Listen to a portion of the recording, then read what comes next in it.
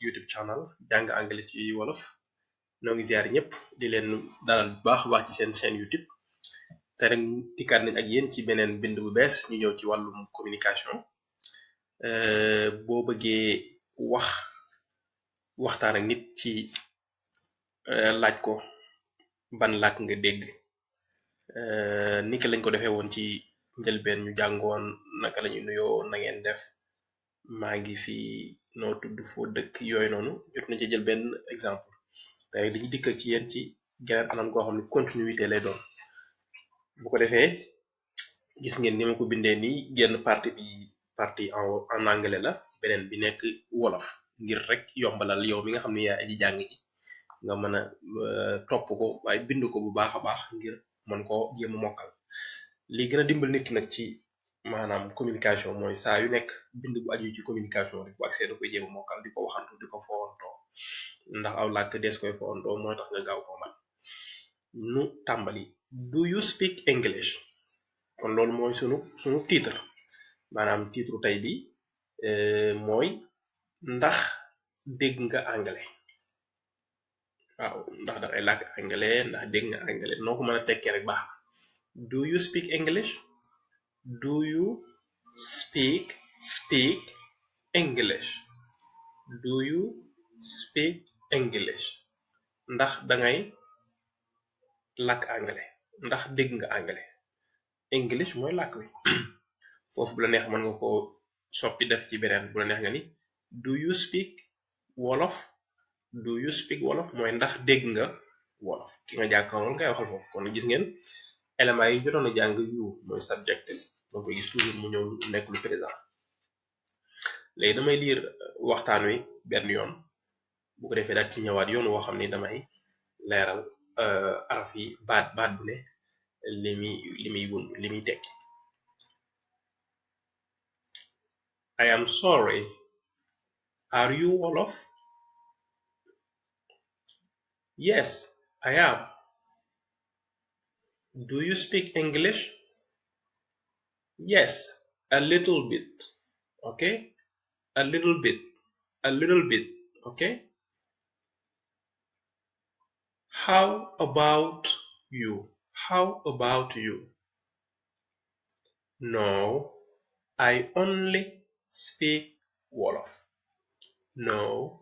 I only speak Wolof. Gis nga benn kii bu gàtt la mi ngi aju ci rek ñaar bu ñetti question bu njëkki mooy I am sorry are you Wolof? ok I am sorry loolu waxin la ndax mi ngi mel rek boo ñëwoon fekk kenn taxaw nga ne ko baal ma sëñ bi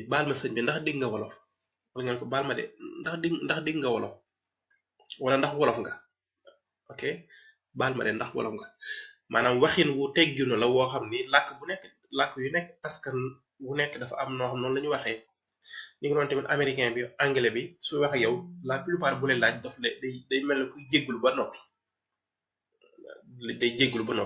moo tax ma tàmbalee ko I am sorry are you Wolof man dama laa bëgg laaj mooy je suis désolé est-ce que wolof nga yow ma gis benn waay mu taxaw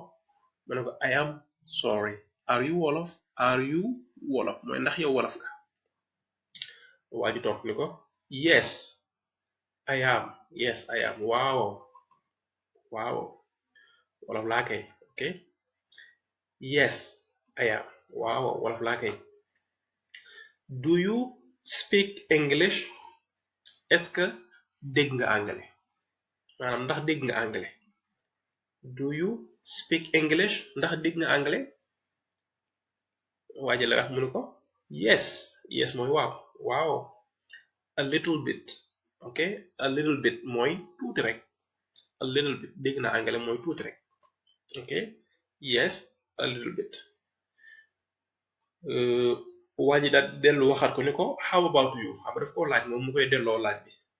how about you yow nag ok how about you mooy and you rek ñooyam loolu nit ki laajee boo ko bëggee delloo même laaj bi mën nga ko wax ni ko yow nag mën nga ko wax ni ko ci anglais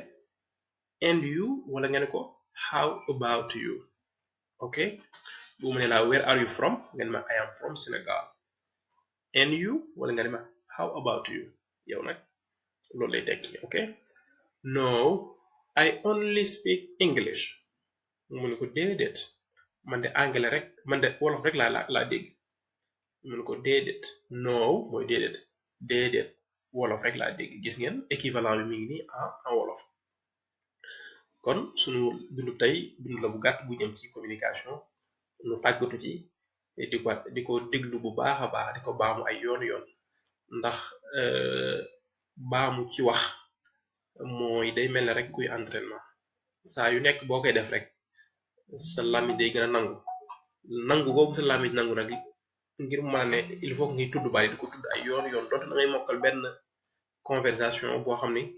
mën nga sax ci di ko def bis bu nekk nga xëy tari ko di ko wax bu yàggee day dem ba sa corps vocal yi nga xam ne mooy may nit ki mu mën di wax day dem ba miin ko kon loolu moo nekkoon seen bindu tey ñoo ngi leen di sant di leen gërëm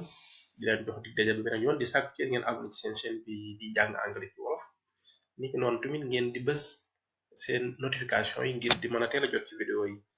thank you goodbye